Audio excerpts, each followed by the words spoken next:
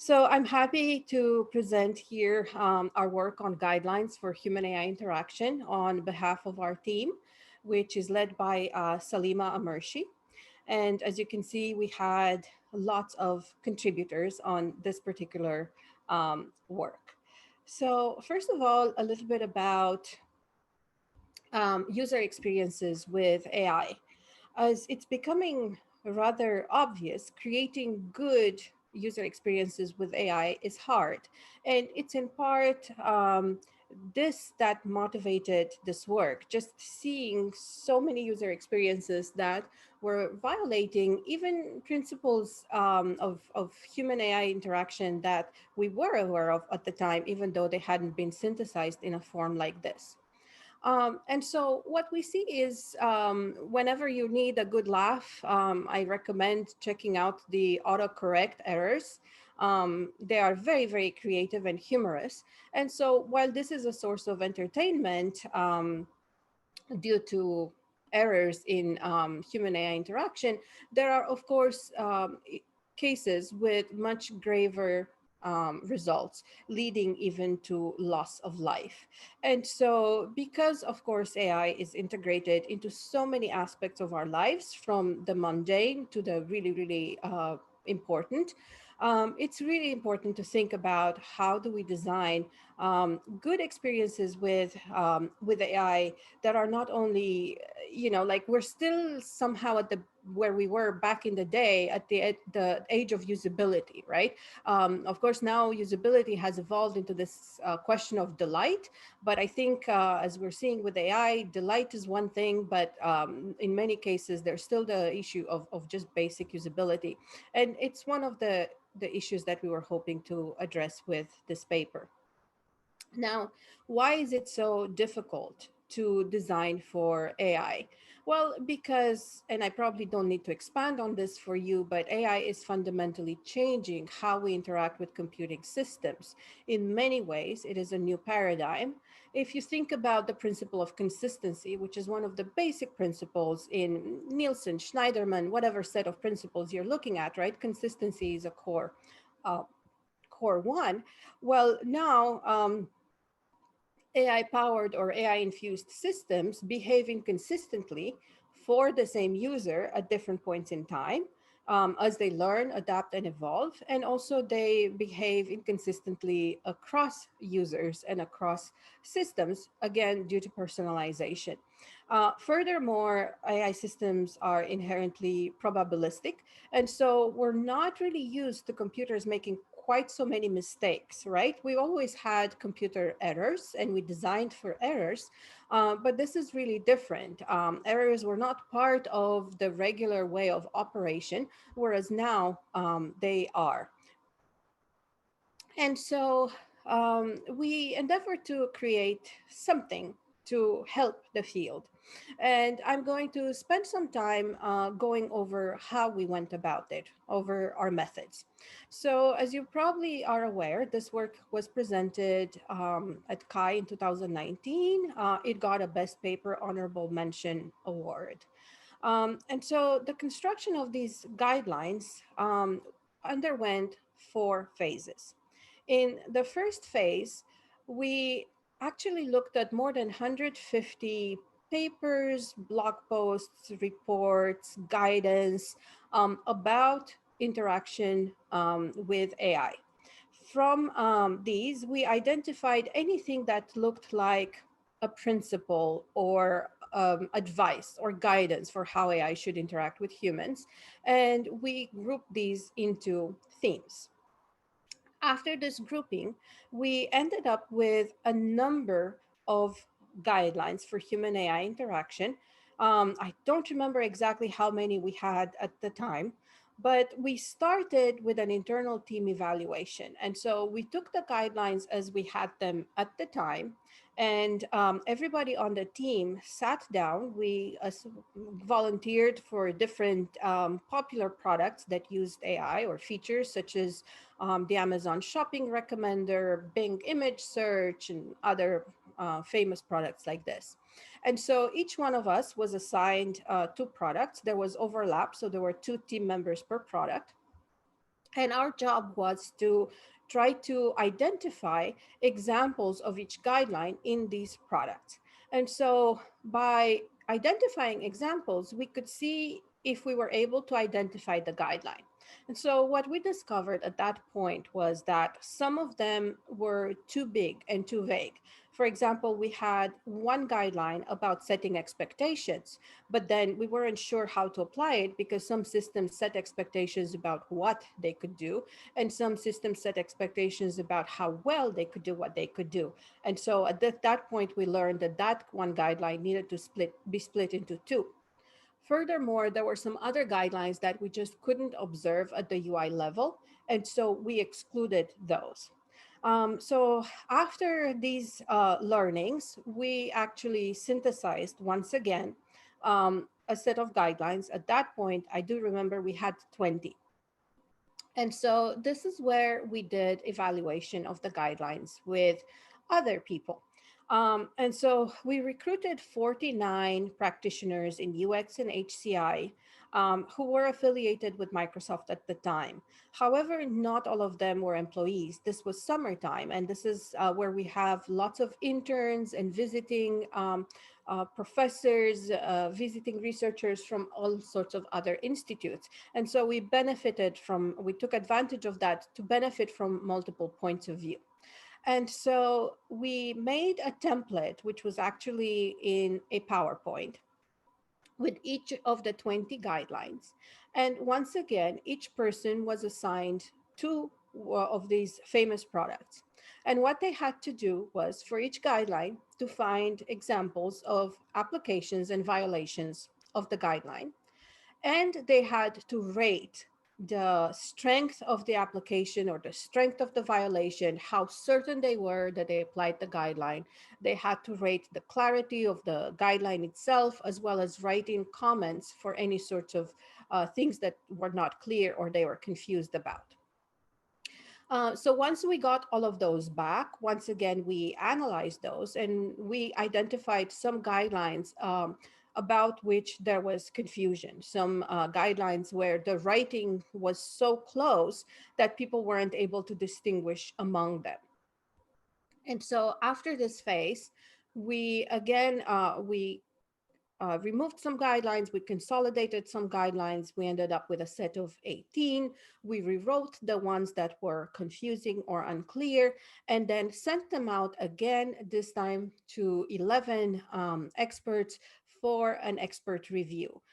This is where they had to look at the before and after, and they had to rate it for clarity, and they had to rate it for it being sufficiently distinguishable. And so this is the process by which we ended up with these guidelines, which are basically a synthesis of more than 20 years of literature, plus, validation. So it's really important to point this out. Of course, for this academic audience, it's perhaps taken for granted. But when we talk to industry groups, as you very well know, everybody with a Medium account, right, a blog account, can publish a set of guidelines. And there are many such sets out there. And so the question is, what distinguishes these from the many others available on the market? And so it's important to remember that we didn't just make them up. They are a synthesis of the literature, and they underwent rigorous validation. So, in this talk, I'll primarily spend time talking about the guidelines themselves and teaching you the guidelines. Before I do that, however, I have a couple of disclaimers. So, first of all, the guidelines are not a checklist. Not all of them might apply to any given product.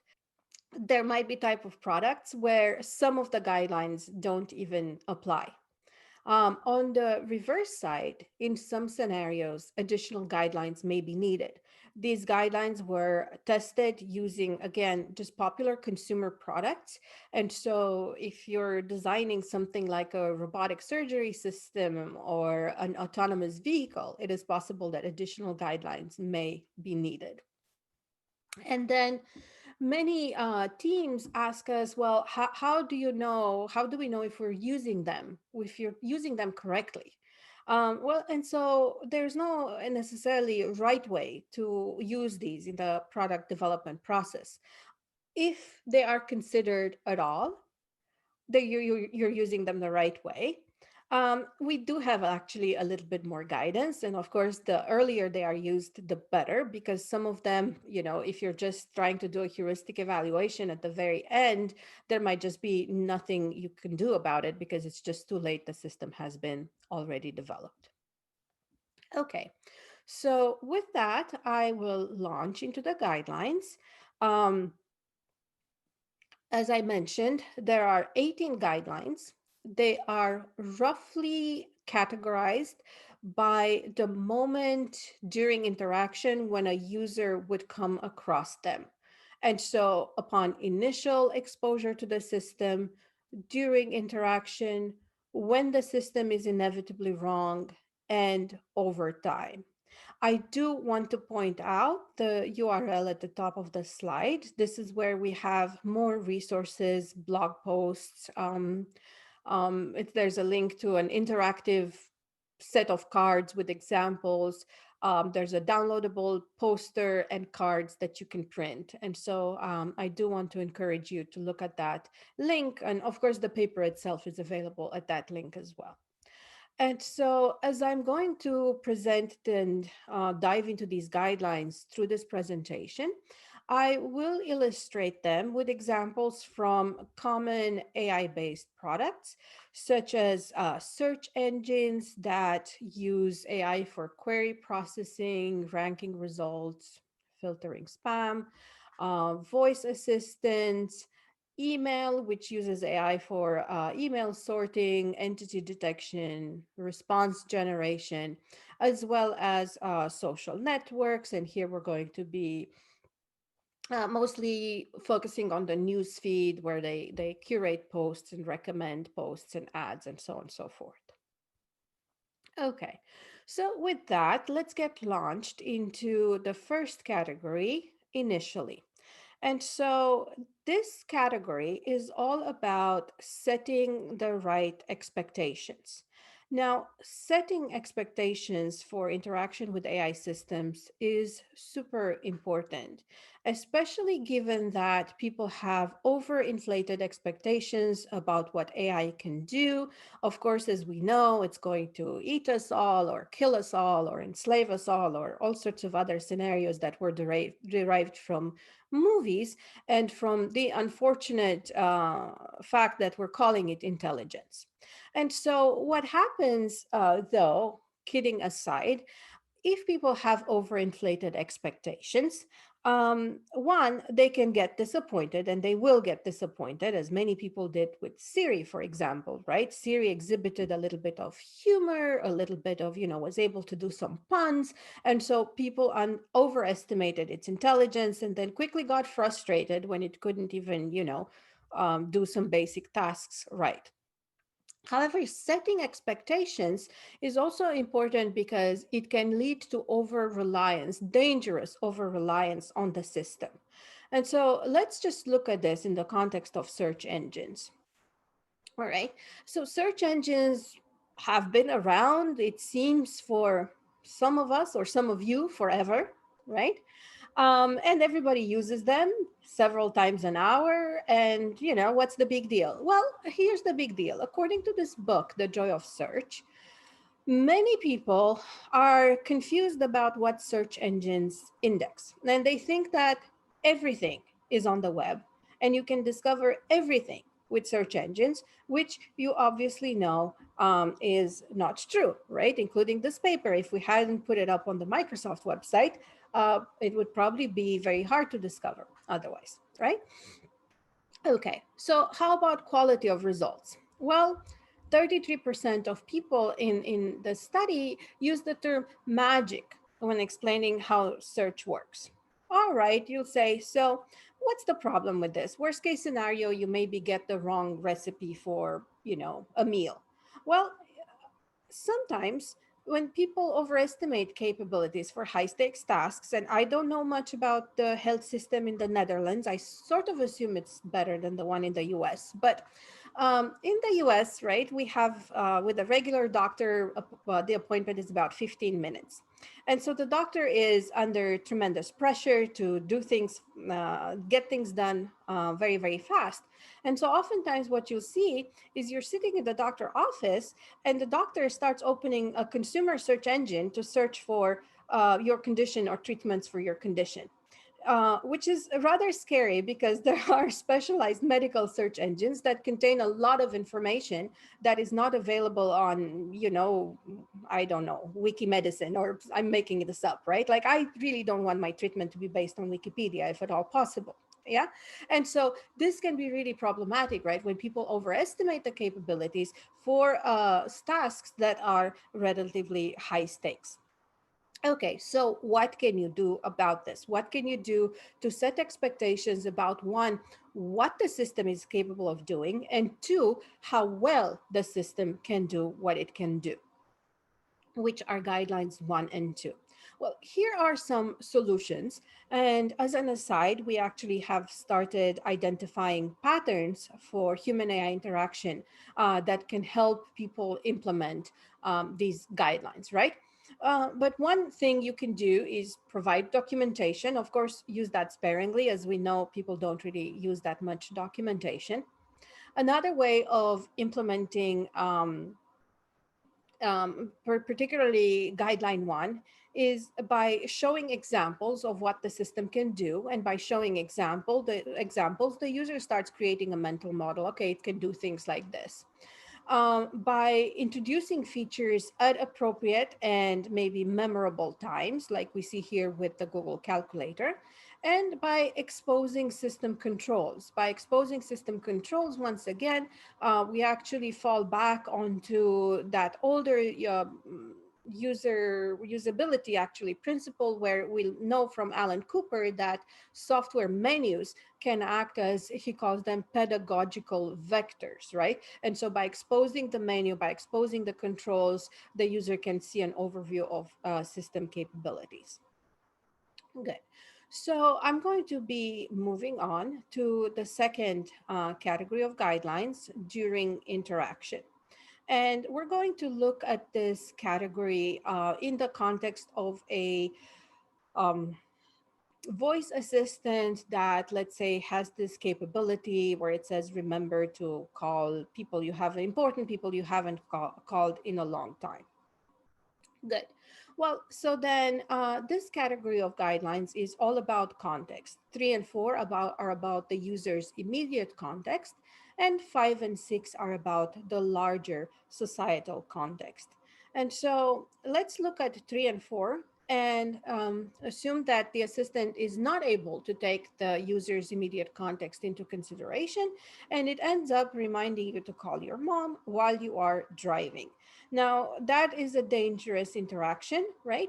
It's a dangerous time to interrupt somebody. And so this is where we have guidelines 3 and 4 coming into play, where you time when the service wakes up and where it notifies the user based on the user's context. And by user context here, we mean the user's location, attention, task at hand, current activity. And of course, guideline 4 is about showing information that is contextually relevant. Um, and of course, at this moment during driving, maybe calling your mom is not the most contextually relevant information. So, what can you do about contextual mismatches? Well, first, you have to understand and be able to infer critical context. But in order to do that, it's required to be able to monitor appropriate signals, model these contexts, and then take appropriate actions based on them. And so this is where, again, we see that if we do a heuristic evaluation of a system at the very end, but the system wasn't built with the capability of monitoring these appropriate signals and modeling critical context, then we can't really apply guidelines 3 and 4, right? It's really too late. Okay, So, guidelines 5 and 6 are about taking cultural and societal context into consideration, such as matching relevant social norms and mitigating social biases. And I know in guideline 6, we are building up a whole body of knowledge and research and practice. That's really one of the biggest guidelines out there. Um, of course, matching relevant social norms, to go back to that a little bit. I don't know how many of you have an iPhone, and how if you use it in Dutch. I don't know what the Dutch version sounds like, but in the latest update, when you wake Siri up, it responds with something like "huh," which is really impolite and rude. Like if you walk into a store and you say hello and the store attendant says "huh," it's really inappropriate, and you get the message that they don't want to have anything to deal with you. So it's really beyond my understanding why they decided to actually violate guideline 5 and make Siri kind of rude in the latest update. And then let's look at mitigate social biases just a little bit. And so this is where it's a really difficult one, not only because you have to get into all the body of knowledge that's about fairness in AI, but also that oftentimes it is very, very hard to identify what those biases might be. So let's assume that this assistant is able to give directions and, for example, recommend the fastest route home. We had such an example in our evaluation, and a lot of people were not able to find any biases in it. They were like, well, it's just information. Information is not subject to biases unless you're biased against the fastest route. Okay. Leaving aside the problematic statement that information is not subject to bias or that numbers are not subject to bias, the point is that a lot of people who looked at this guideline, they were, and at this example, they weren't able to find anything wrong with it. And actually, that was true of many other products. However, for each product, you seem to have someone who would be able to see what others didn't see. In this case, there was a participant who said, well, there's no way to set an average walking speed. The product assumes users to be healthy. And this is one of those statements where you go, of course, right? It makes so much sense. And yet, many of us would not have been able to think about it in the first place. And so that's why, really, it is tremendously important to develop and test with diversity in mind. Again, unless we had, and we could look at the participants' demographics, and occasionally, there was that participant with demographics that were different from the rest, and they were able to see um, things that the others couldn't see. And so it becomes really, really important very, very early on to have a diverse group of people looking at the concept and helping you even imagine what could go wrong and what possible biases could be. All right. So now let me move on to the when wrong category. And of course, I'd like you to notice that this category is called when wrong, not if wrong. Yeah, because it's inevitable that the AI will be wrong at some point. Okay, so this category is mostly about common errors, false positives, false negatives, when the system is only partially correct, when the system is uncertain. And so, what can you do to mitigate some of these common errors, right? So, for example, just thinking broadly, we can figure out what's the higher cost to the user in a particular scenario. Is it a false positive or a false negative? Okay. Um, my husband was telling me the other day about some sort of AI implemented in some testing software that would decide that the user did something wrong, maybe cheated or something, and it would automatically fail them. Okay, so this is, of course, it sounds ridiculous, yet somebody thought this was a good idea, right? And this is where we have to figure out, okay, what's the higher cost for the user, false positives or false negatives, right? Um, so, of course, consider the cost of these errors and provide appropriate mitigation strategies. And so, some of these mitigation strategies might be in the case of guidelines 7 and 8, when you have an AI that takes initiative, right? So, for example, it's supposed to somehow trigger automatically. Okay, if all of you, if anybody uses PowerPoint, you know that it has this feature, design ideas, that triggers automatically and suggests layouts for slides. Okay, so let's assume that there was an error and the AI didn't trigger automatically when the user expected it to. Therefore, it's important to support efficient invocation, and on the flip side, supporting efficient dismissal when it triggered, but you didn't want it to be triggered. Um, I actually think that at some point we should illustrate all of these guidelines with the legendary Clippy. I don't know if people are old enough to remember Clippy in Microsoft Word. In many ways, well, Clippy became a joke, but he was ahead of its time, right? But these issues with social norms and interruption and supporting efficient dismissal, right? These were some things that Clippy would have benefited from. Okay. So let's look at the other guidelines in this category. Guideline 9 is about when the system is only partially correct. And this is where you can enable human AI collaboration, where instead of discarding the AI's output altogether, the user can take it, modify it, and then work with it still. There are different mechanisms for supporting efficient correction. For example, we see efficient correction in a lot of, in predictive text, whether it's on our phones or if whether it's an email, where actually the AI suggests some text, right, that you can, but then you can modify that text. Um, I've actually noticed, and I don't know if that's in a public release of Microsoft Teams, where Microsoft Teams on mobile, when you tap one of those suggested replies, it sends it. And so you can't correct it. Uh, yes, I did report it to that team as a violation of Guideline 9. Thank you very much. Okay. Now, guideline 10 is about when the system is uncertain. And so, guideline 10 broadly says scope services when in doubt.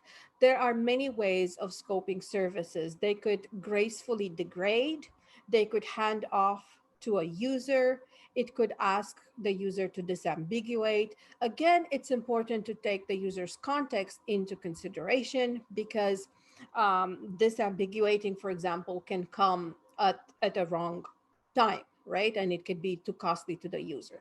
And again, what's the cost benefit there? So if I want to call, um, let's say I have, let's make a crazy assumption. I have two Satyas in my phone. One of them is Satya Nadella, and another one is Satya Madhavan, right? If And so it would probably be great for the AI to disambiguate before calling the wrong Satya. Satya Nadella, of course, is the CEO of Microsoft. I do not claim to have his cell phone number, but I thought that made a cute example for the benefits of disambiguation. Okay, so for guideline 11, this is important to implement not only when the system is wrong, to make clear why the system did what it did. This is, of course, a larger area of explainable AI, and we know there are multiple types of explanations. We know there's a lot of work about how much explanation is too much of an explanation. We know that there's work that shows that just the mere fact that there is an explanation enhances trustworthiness, which is a guideline that could be misused. And so, again, this is one of those guidelines that summarizes a whole entire area of research and practice. Yet, of course, it's very important to consider. Um, So, with that, I'm going to move over to the last category, over time. And I'm going to illustrate this with actually an example. This is something that happened to Salima, my friend and the main author on this paper. So, at some point, her social network started bombarding her with these kinds of inspirational, cutesy posts. Now, maybe once in a while, it is fine to have a reminder to not let anyone dull your sparkle. Okay, people, do not let anyone dull your sparkle. When you get too many of these, it can become annoying. Also, she didn't know what she did to make this happen. She didn't know if maybe the system decided that she's feeling low or she's feeling depressed and she needs all these reminders to be positive and be a pineapple. I'll have to think about the pineapple part for a bit. In any case, this wasn't a pleasant situation. She wanted to change it and she was not able to. So let's see what happened there in terms of the guidelines in the overtime category. So we can see that um, in this case, it learned from user behavior, right? Um, and it adapted to the user. However, it didn't do so cautiously. There was too much, too soon, too fast, right? Where all of a sudden her entire timeline got flooded with these kinds of posts. Now, there's more to say about this update and adapt cautiously and what cautiously means. Cautiously doesn't always mean slow. In some cases, the user will expect the system to update and adapt immediately. But by cautiously, here we intend to say with intention, with consideration. Okay? Guideline 15, encourage granular feedback, was applied. As you well know, you can provide feedback on each one individual post. You can hide it, you can dislike it, and so on and so forth. Conveying the consequences of user actions, however, was violated because she didn't really know what she had done to actually make this happen. She might have liked one of these, she might have lingered too much on over one of them, she might have befriended somebody who's a fan of inspirational posts. It's not really clear. Okay. So then this is what happened here, and I'm using this example to illustrate these four guidelines. I also want to go into the other ones. Remembering recent interactions is another guideline, and also enabling reference to that memory. This can create sort of seamless and more natural interaction with an AI system. And so, for example, if you look at Bing, and Cortana, it can do something that, for example, Google cannot do. If you type in a query such as, how old is a famous person? How old is Barack Obama? You'll get an answer. And then if you type in or say to Cortana, how tall is he? The system will remember that in this case, he means Barack Obama, and it will be able to continue that conversation. This is not true of other systems where you'll have to repeat the name, and then the interaction will just not be as smooth. Of course, it's important to 17 notify users about changes, especially when there are big updates. And 18, to provide global controls where the user can globally customize how the AI system behaves and what information it monitors. So, for example, systems allow you to turn off location services or turn off monitoring of location data. All right.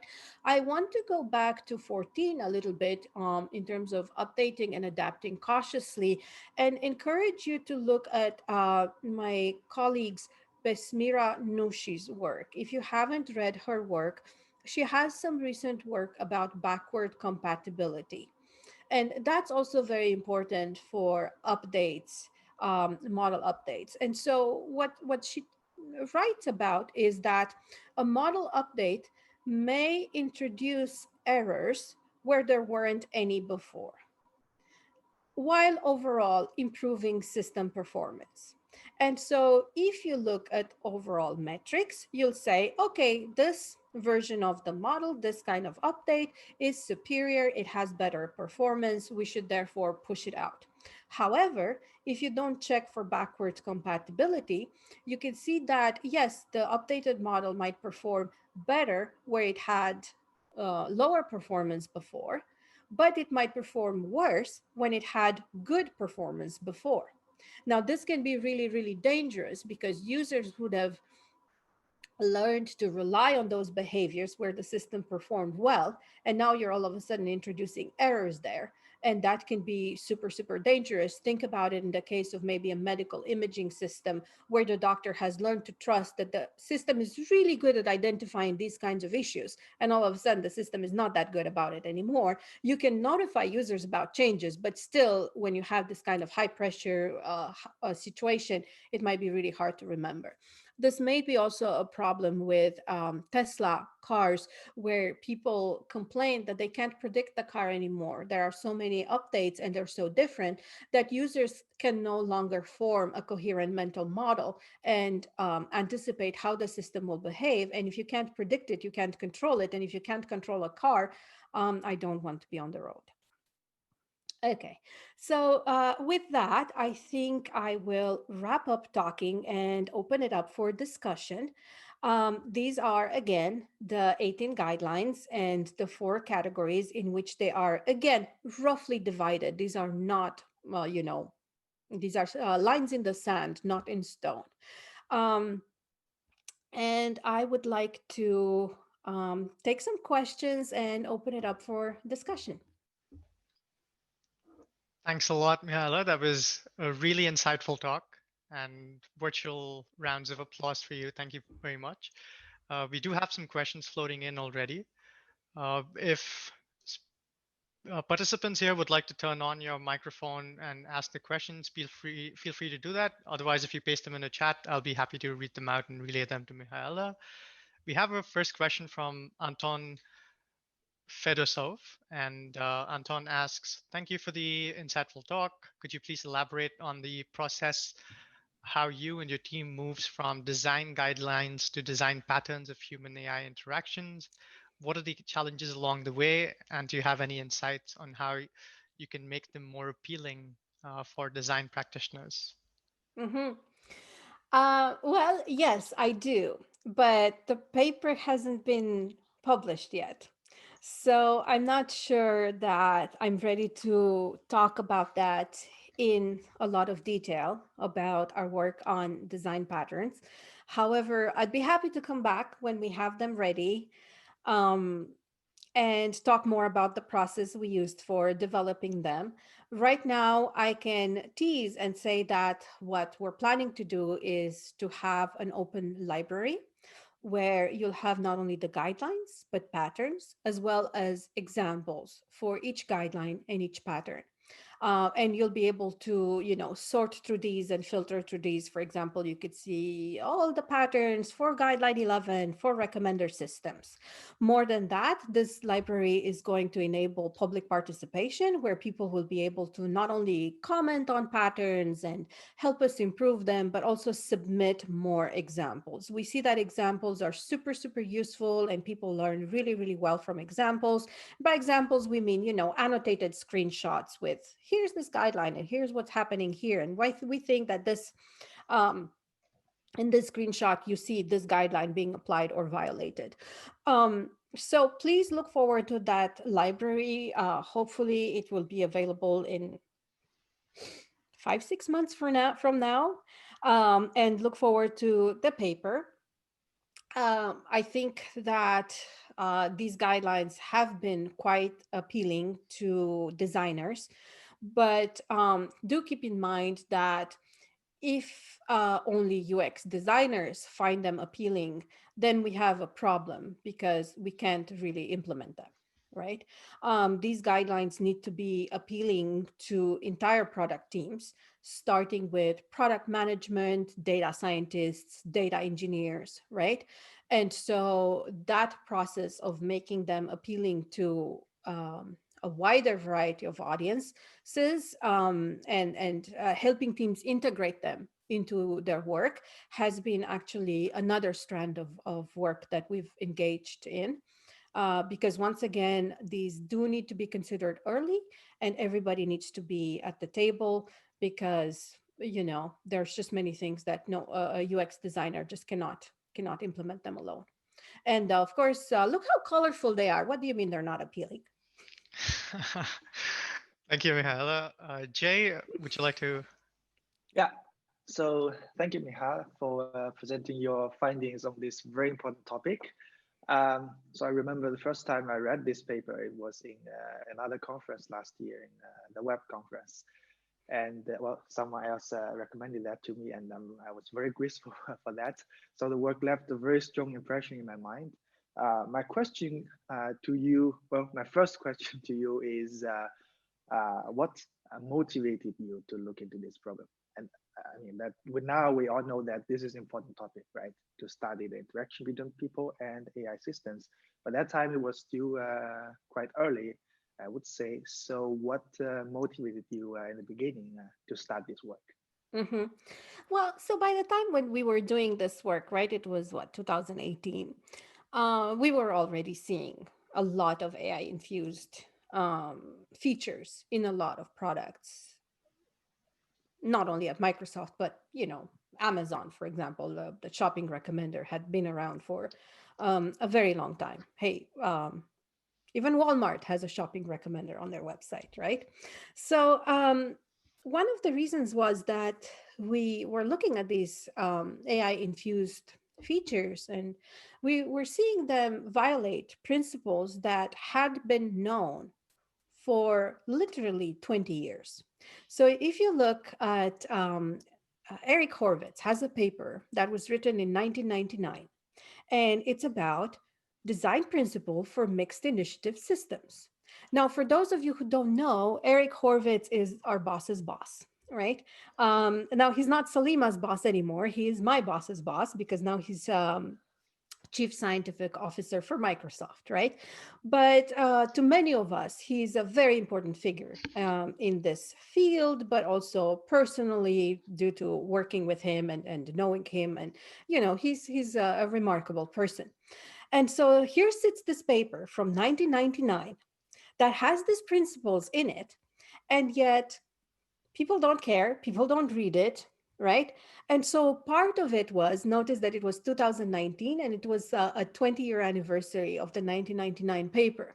And so part of the motivation was not only the frustration that we saw with, we experienced as part of interacting with these products, but also some sort of appreciation and a nod to a person who'd been, for many of us, our mentor, whether we directly worked with him or just read his papers in the field.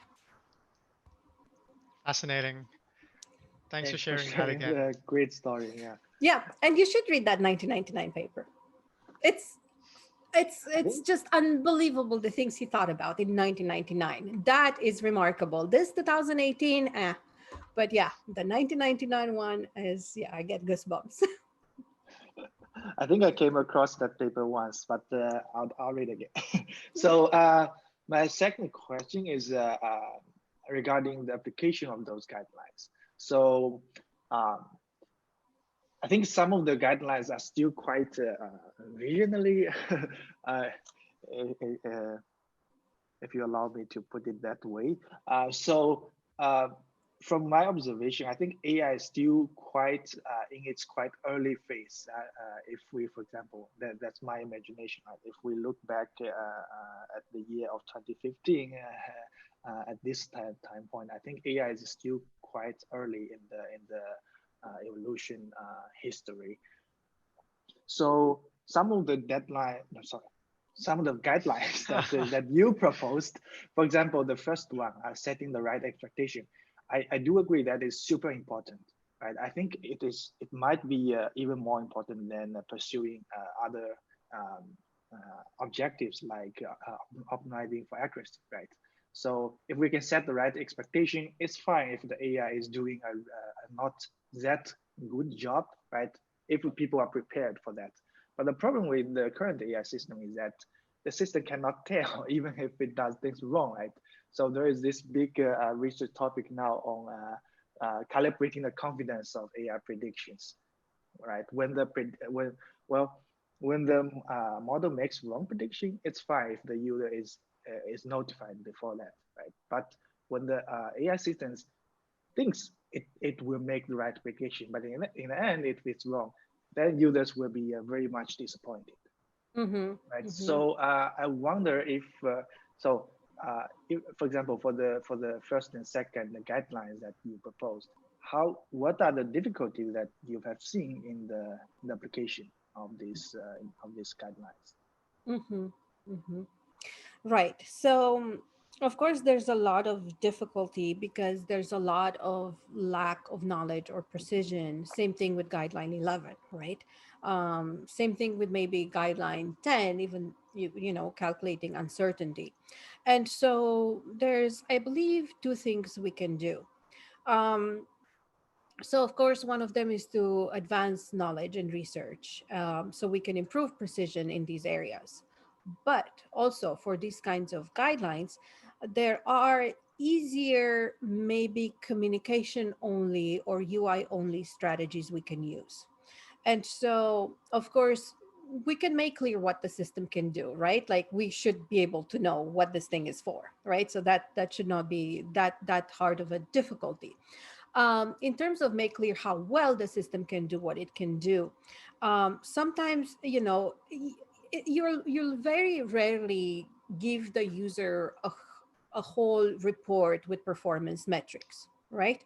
But and in many times it's sufficient to communicate to the user that hey, the system isn't perfect and it will make mistakes and it may make mistakes, right? Sometimes, and a lot of products do this, they communicate this just through the use of language.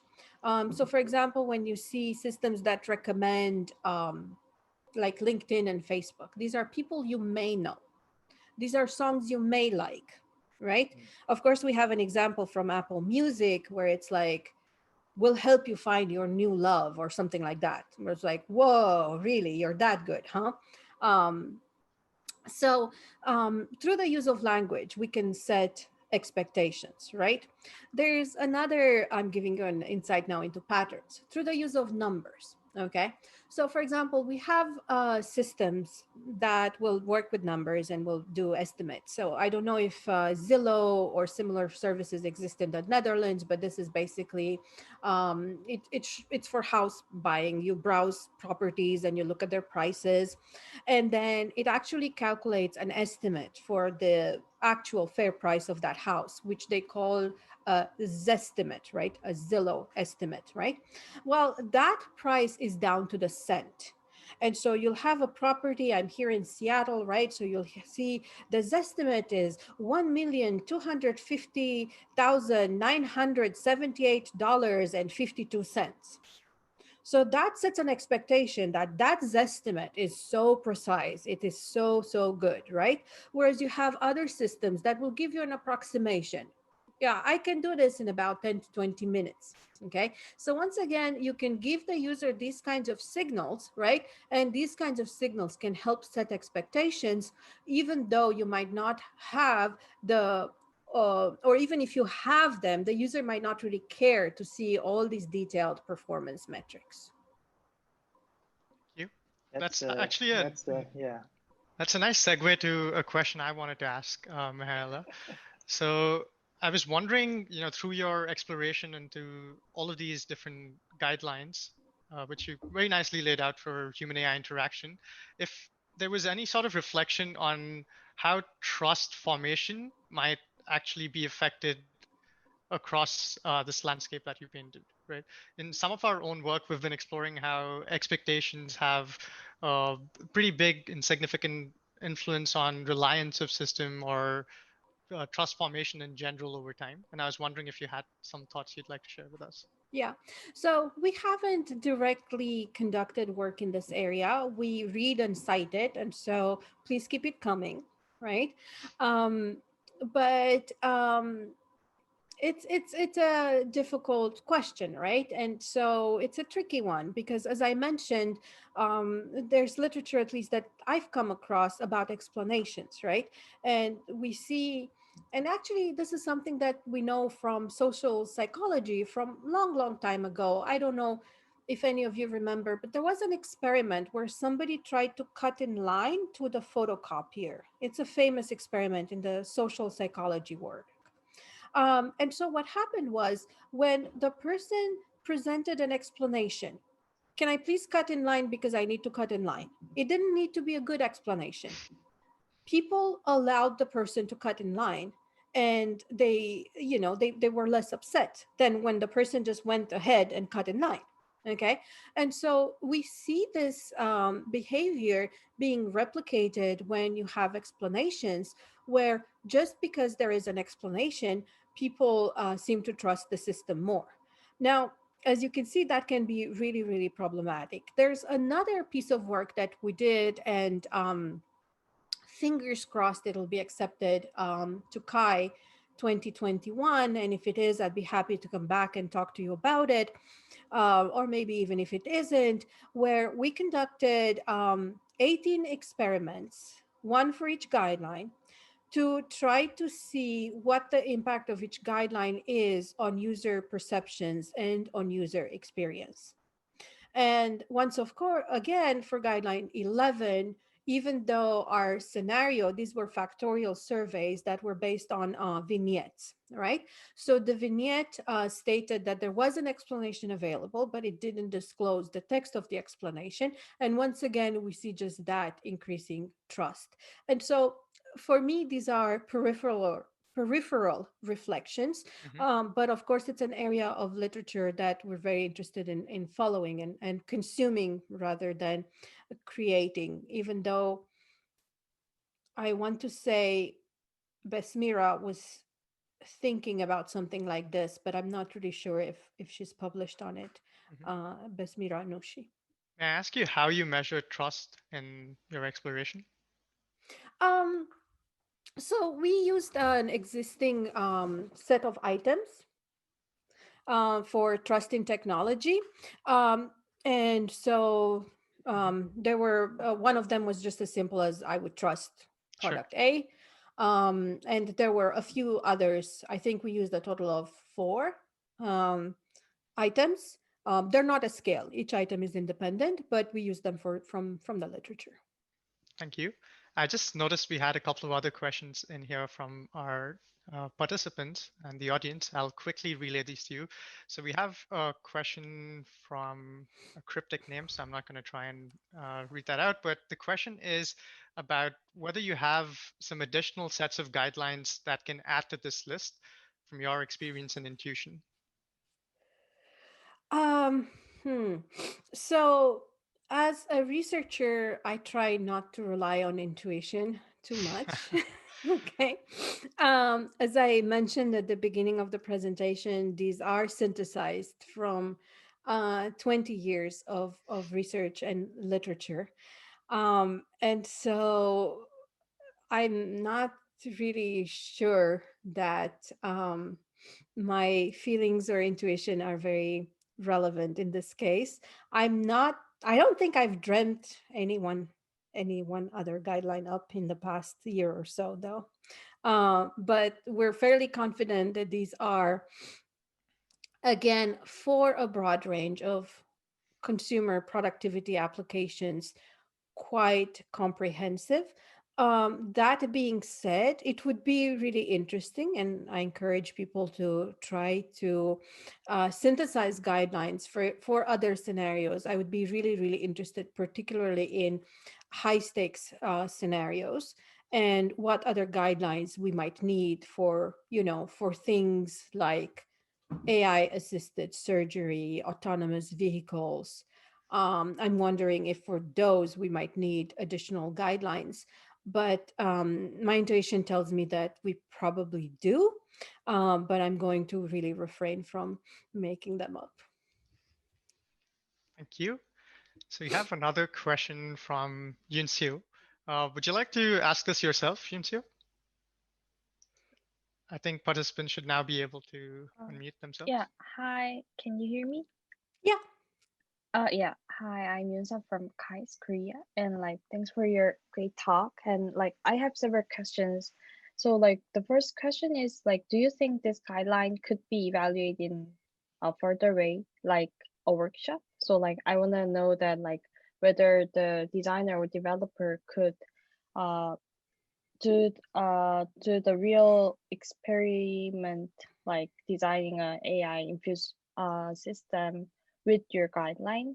And also the other question is like, have you ever observed this guideline, like applied this guideline in the collaboration setting? Yeah. Yeah. So can teams, product teams implement these guidelines? We have partnered, of course, with one of the benefits of being at Microsoft is that we do have access to people working on AI systems. And there are teams at Microsoft who have been and are using these guidelines. Some of them did tell us about more support and more guidance that they would need along the way. And we've been working on a way to scaffold teams in working with the guidelines. Um, have we used them specifically in collaboration scenarios? Well, yes and no, right? And I'm assuming you mean human AI collaboration, right? There are some guidelines that require human AI collaboration, such as uh, well, 7, 8, 9, and 10. Let me put them up on the screen because I don't assume you remember them all yet. Um, Maybe there should have been a test, right? Efficient invocation, dismissal, correction. And 10, if it requires disambiguation, right? These are going to require actually collaboration. But I don't know that we've done a case study where we've actually researched these in full collaboration scenario, even though, again, I do think that human AI collaboration is involved in a lot of AI systems. Oh, okay, thank you. Yeah. Great. We have another quick question, perhaps the last one, so we can let Mihaela go grab some breakfast. It is quite early down there. Uh, Dilrukshi, would you please like to unmute yourself and ask your question? Sure. Thanks a lot. Thank you very much, Mihaela. I remember we extensively went through this paper because we were so interested in the methodology of how did you come up with this, from a great scope to a very, uh, uh, very, how do I explain, very explanative guidelines. So the question that I have is, now when a product designer, somebody is designing this, uh, uh, there can be guidelines that they can miss sometimes. Do you have a hazard level that to say that these are the guidelines that if you miss going to be really crucial to the system, or like how do you rank them, or have you thought about that? Hmm. Yeah, we have thought about that because, of course, one of the things that product teams complain about is like, but there are 18 of them. There are so many. And we've actually had a summer project, again, on scaffolding and helping teams work with the guidelines. And we tried, but we figured out you can't do that for every system. There is no one guideline or set of guidelines that are universally most important for all systems. So, what we've encouraged teams to do is to begin working with the guidelines by keeping in mind the product or the feature that they want to develop and going through each guideline and figuring out, one, is it relevant? Does it even apply to me or not? Right. So there are some that is, it's pretty clear, might not, like learn from user behavior. Not all systems learn from user behavior, right? So you discard that off the bat. And then you look at impact on users.